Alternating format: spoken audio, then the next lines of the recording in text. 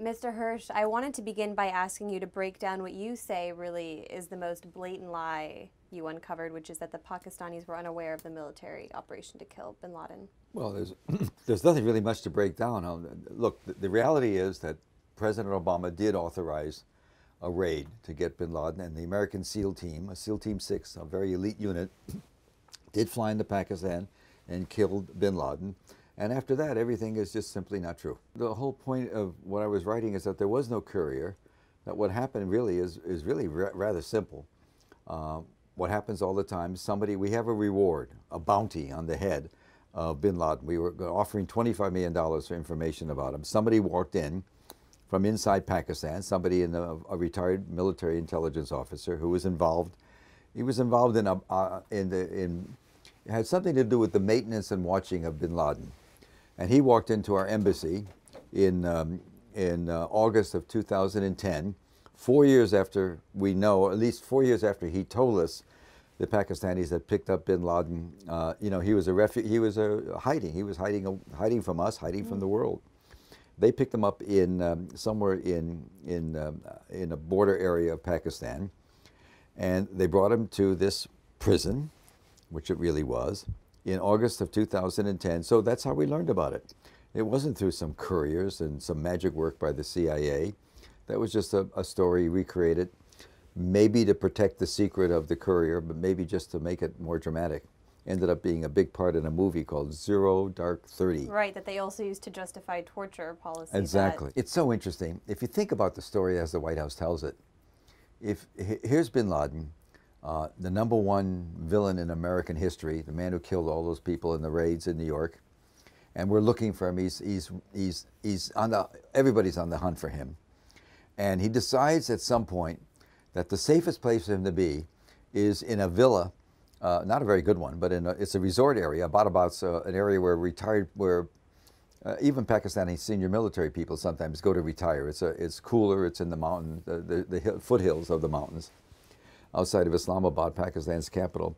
So the story that the White House says is this guy decided that the safest place he could be is in the middle of Pakistan, where we have great relationships with the military, and where he's, maybe within 2 miles of the Pakistan version of West Point, where they're training the Pakistani Army does its training of young officers, and a couple of miles away from a senior headquarters of a major military unit in the Pakistan Army. That's where he's going to go for R&R to hide out. That's just, as I said, it's that no one would recognize him. It's a fantasy. It just doesn't make sense. What do you make of the Obama administration maintaining that bin Laden would have been taken alive if he hadn't put up a fight? They say he brandished a weapon and that a firefight ensued. Well, that's just not true. What happened is he was an old sick man and he was murdered. He was going to be murdered. The SEALs knew that. They were, the rules of engagement, actually, the formal rules were that when you confronted this old man, he had no gun and weapon. He was just there. When you confronted him, if there's any threatening act, you can take him out. And a threatening act was, listen to the definition of a threatening act. If he was wearing a loose robe, there could be a bomb underneath it. So at that point you had authority to kill. And of course he's wearing a loose robe. That's what he's wearing, bam. You mentioned that he was sick, he was ill. Talk about how after he died, the administration touted him as operationally relevant to Al-Qaeda. What do we know about, the documents that they say they discovered on his computers? Well, the critical thing you need to know is that the plan called for bin Laden to be killed, the SEALs to go back safely. Nobody bothered them. And don't forget, 24 American SEALs. These are tough guys, but they're not crazy. They're not going to fly into a foreign country, into a villa, where everybody has arms without any cover. They had no cover. Mm-hmm. They could have been executed there if there was anybody on the ground with a rifle, any kind of weapons. So they knew that was safe. It was all prearranged. It wasn't, and I'm not detracting from the SEALs. It was just all planned to make it easy. And it was not supposed to be announced, this raid, immediately. It was supposed to be a secret. And a week or two later, maybe 10 days later, the president was supposed to announce to the American people, by this time the SEALs are back home. The body, whatever they'd done with the body they brought out, they had to take the body out. Who knows what they did with it. The president was going to announce that we just did a drone strike in the area between Pakistan and Afghanistan, Hindu Kush Mountains, And we did what we usually do after a drone strike. We sent in a team to make sure what happened, to take a look at the bodies or who was there. We saw this tall guy that looked like bin Laden, took some DNA and a photograph. We've got him. It's bin Laden. That's the way he was going to do it, to protect the PACs. Nobody would know anything. Instead, he went public with it that night. And he decided, Why? I don't know why. I mean, I don't know what's in his mind. You can certainly guess politics. He's running for re-election. He's not doing well in the polls, and this was a huge thing for him. But they still maintain the narrative that the Pakistanis didn't know anything. Of course. So, I want to ask you about your sources. I know that you can't give up very much that would... Well, just yesterday, there's somebody who talked to us, Jim Risen of the New York Times, was sentenced to 3.5 years in jail. I mean, come on. I love it when people say, so there's not much you can say about a source. No, I know. I've been doing this stuff for 50 years. Let's just put it that way. So I know, but ask me your question. Well, just what made you follow this lead and then... Well, it wasn't so much a lead as I learned within 4 days of the raid. I was told by people both here and in Pakistan the alternative story.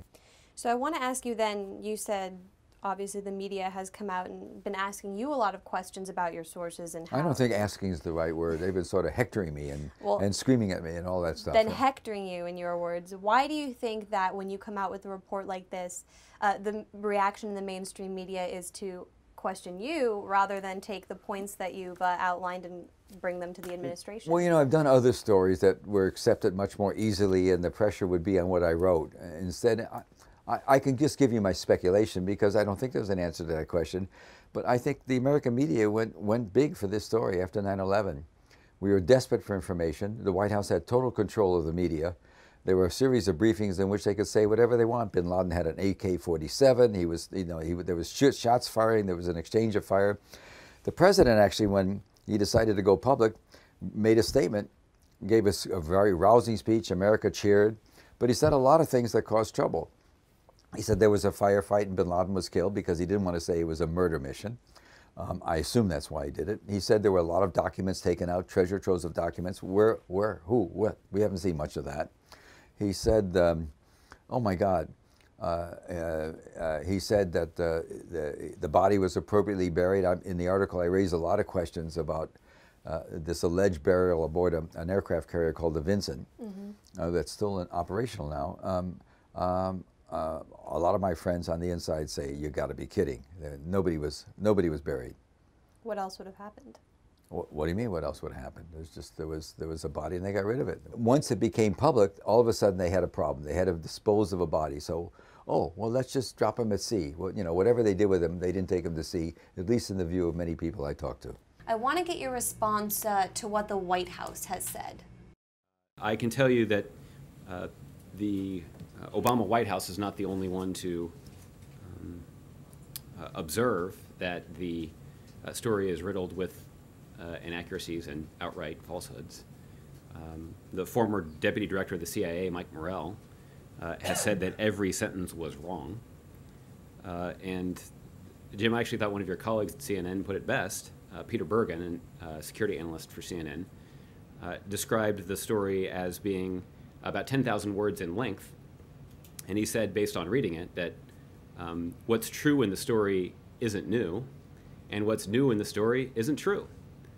So I thought that was a pretty good way of describing why no one here is particularly concerned about it. What is your reaction to the White House coming out and saying that CNN's... Using a reporter to make a denial? They have yet to do anything but double talk about it. They keep on saying, this story is so inaccurate we can't even begin to discuss it. They have yet to seriously engage in a serious denial. It's called non-denial denials. And all I can tell you is the last time I knew the White House used a newspaper reporter story or magazine reporter story, actually it was CNN, a CNN reporter's essay or story, to rebut something goes back to the Dick Cheney days when he was vice president and he was lobbying America to get into this phony war. And people wonder, well, how can you possibly say, in this case, there would be a conspiracy? All I do is think about 10 years ago when the White House managed to muzzle everybody in the government who wanted to say that's not true and tell the world there was always WMD all over Iraq. In any case, Cheney in late 2002 helped the New York Times, Judy Miller and Mike Gordon, two reporters, write a story about tubes that they were being shipped to Iraq that some people thought could be used for a nuclear weapon delivery, which everybody in the government, many in the government knew they were just tubes. And they leaked that story to the Times. The Times ran the story. And then a few days later on 60 Minutes, when Cheney was being interviewed, he cited the story as evidence. And that's the last time I can think of somebody at that level actually rebutted a story by citing another reporter. I mean, it's just bizarre to me. I just wish the White House would just say, this story is categorically wrong. They haven't said that yet. They've yet to address any of the specific... Well, all they keep on saying is what a lousy reporter I am, and how bad it was, and how they can't trust me. So there you are.